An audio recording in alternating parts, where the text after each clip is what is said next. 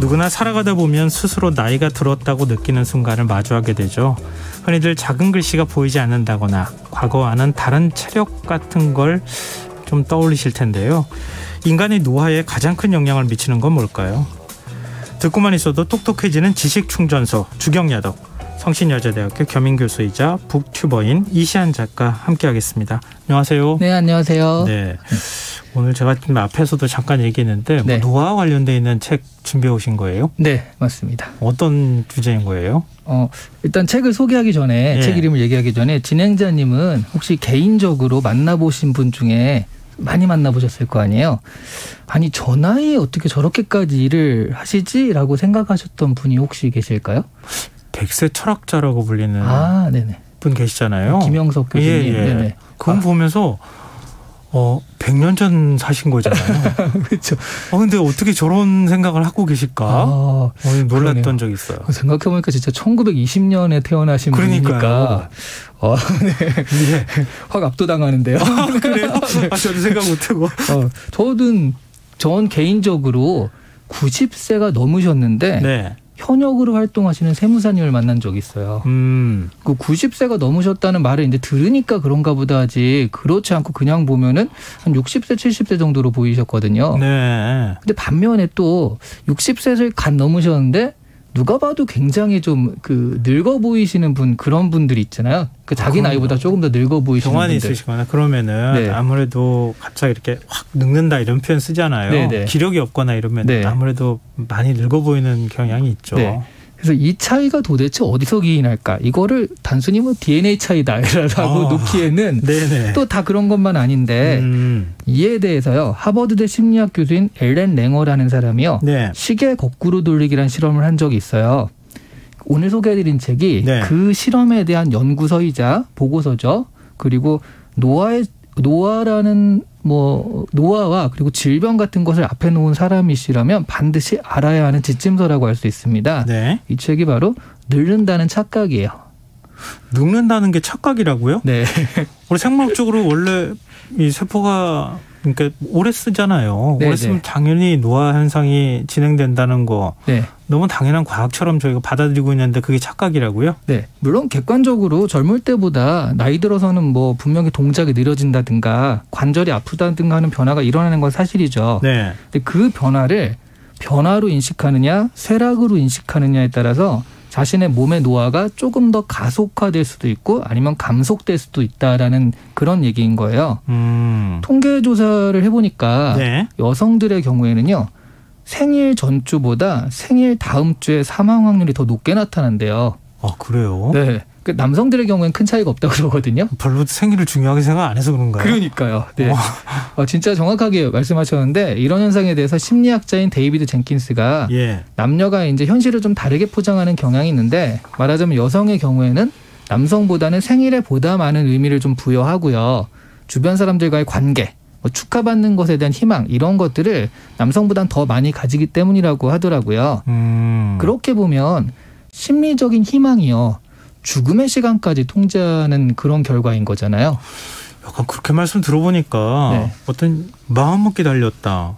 뭔가 의욕을 갖는다. 이런 거하고도 관련이 돼 있을 것 같은데 우리가 보통 이제 그 의학에서 심리를 얘기할 때는 플라시보 효과라고 하는 얘기를 쓰잖아요. 네, 맞습니다. 그 생각이 나는데. 네, 맞습니다. 이 책의 내용을 한마디로 정리하면요.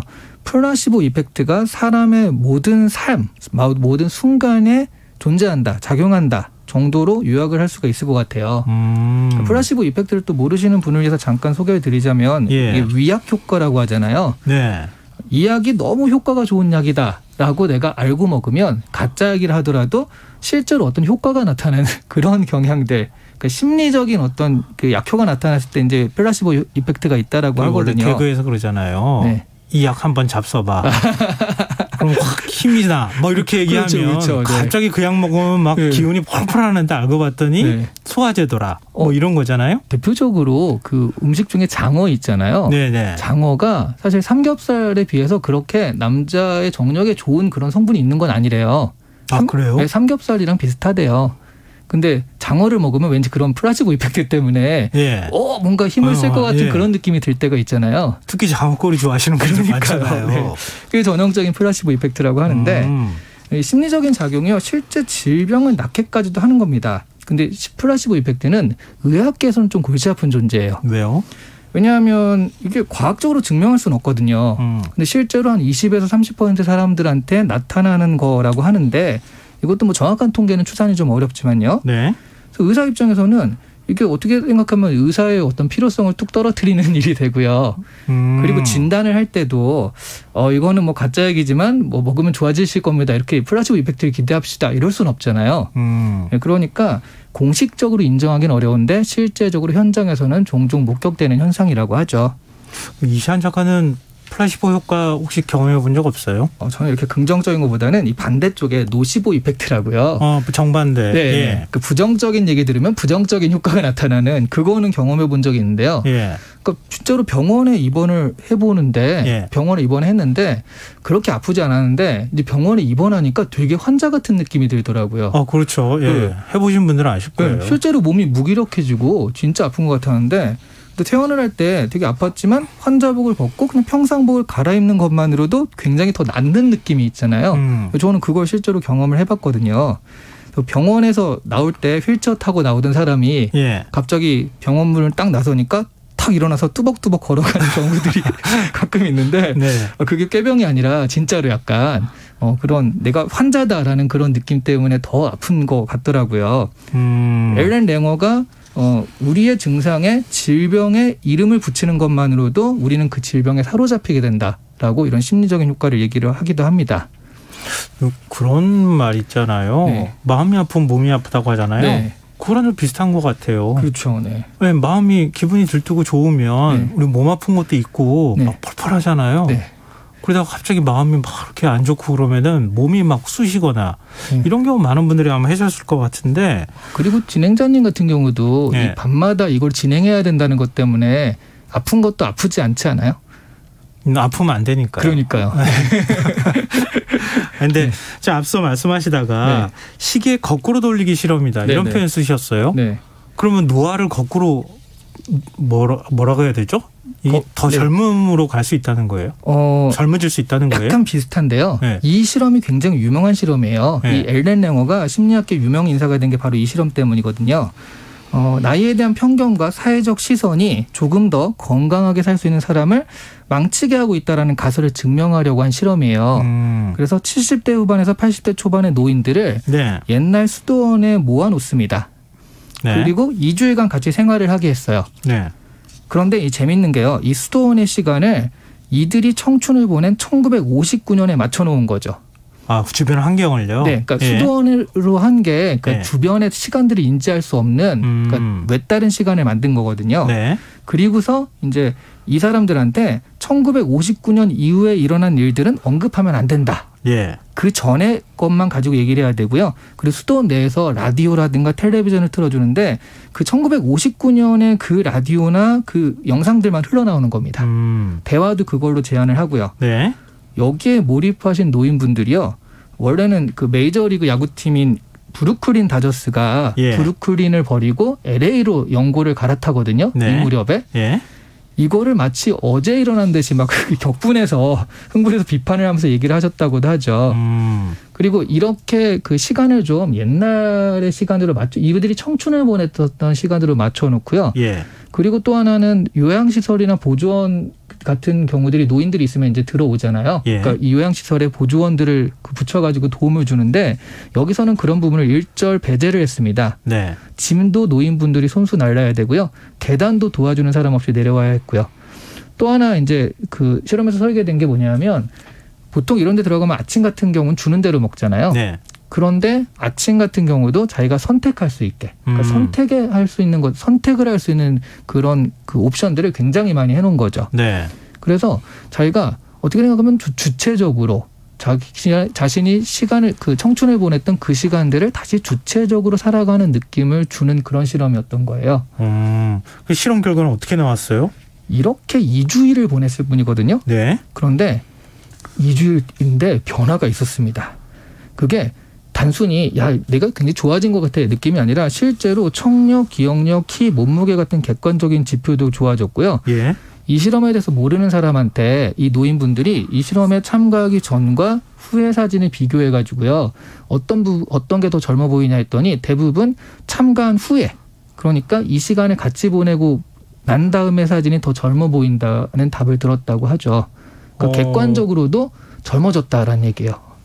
그러면 어떻게 이거랑 비슷한 환경 조성하면은 진짜 젊어질 수 있다는 거잖아요. 그렇죠. 네. 굉장히 흥미로운데요. 네. 그러니까 같은 세대들이 모여서 옛날에 젊은 시절, 네네. 펄펄하던 젊은 시절로 돌아가서 네. 생활하면 그리고 독립적으로 생활하면 그렇죠. 네. 실제로 젊어지고 신체적인 변화까지 나타난다는 거잖아요. 네네. 그렇습니다. 앨런 랭어는요. 노화에 대한 기제가 어떻게 강화되는지를 설명을 하는데요. 먼저 부정적인 인식에 따른 자기충족적 예언이 따른다고 하죠.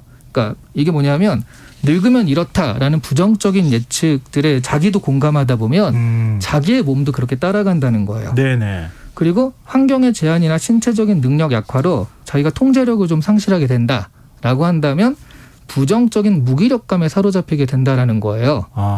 그 노인분들도 사실 충분히 할 수 있는데 주변에서 또 도움을 주다 보면 예. 통제력 상실에 대한 무기력감은 더욱 깊어지게 되는 거죠.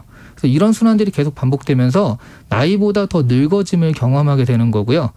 반면에 이제 나이에 대한 편견과 선입견을 스스로 갖지 않고 다양한 선택을 하면서 통제감을 획득하면 무기력감에서 좀 벗어날 수 있다라는 건데요. 네. 그런 것들이 쌓이면서 젊어 보이는 효과가 나타난다라는 얘기인 거죠. 그러면은 나는 젊어 아직 늙지 않았어. 네. 그리고 나는 스스로 할 수 있어. 도움 필요 없어.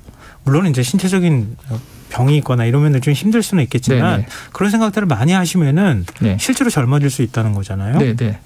그러니까 이게 사실은 노화에 대해서 그러니까 자신이 쇠락이 아닌 변화로 받아들이는 게 되게 중요한 것 같아요.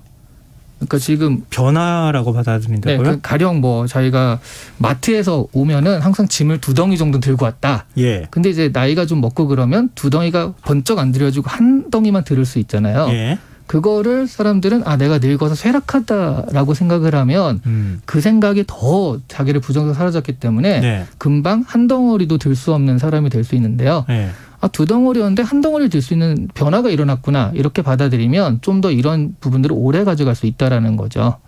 그러네요. 네. 마지막으로 우리가 네. 늙는다는 착각을 읽어야 하는 이유 정리해 주신다면요. 네. 지금 방금 얘기한 그 노화는 어쩔 수 없지만 이걸 수동적으로 당할 수밖에 없는 것이라고 생각하시는 분들에게는 네. 조금 다른 가능성을 건네는 메시지라고 할 수 있거든요. 예.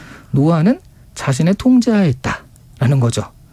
이거를 변화로 받아들이고 삶에 대한 통제감을 유지하는 게 중요한데요.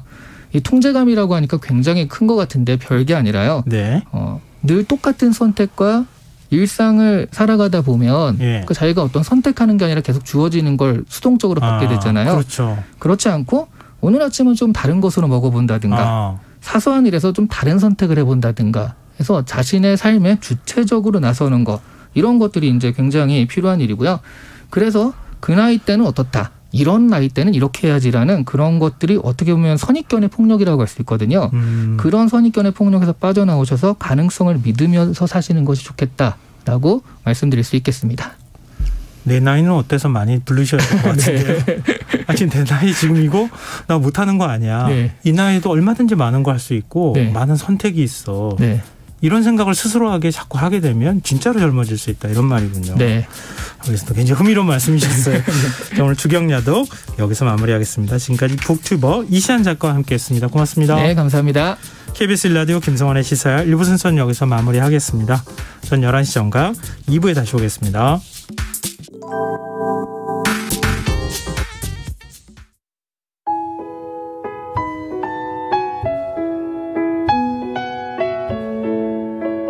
경제적인 어려움에 처한 위기 가정들이 늘고 있습니다. 복지 사각지대에 처해 있는 가정들을 미리 찾아서 지원하고 위기로부터 구하는 일이 시급한데요. KBS 강태원 복지재단은 전국의 복지관과 연대해 복지 사각지대에 있는 위기 가정들을 찾아서 지원하는 운동을 시작합니다. 생활고로 인해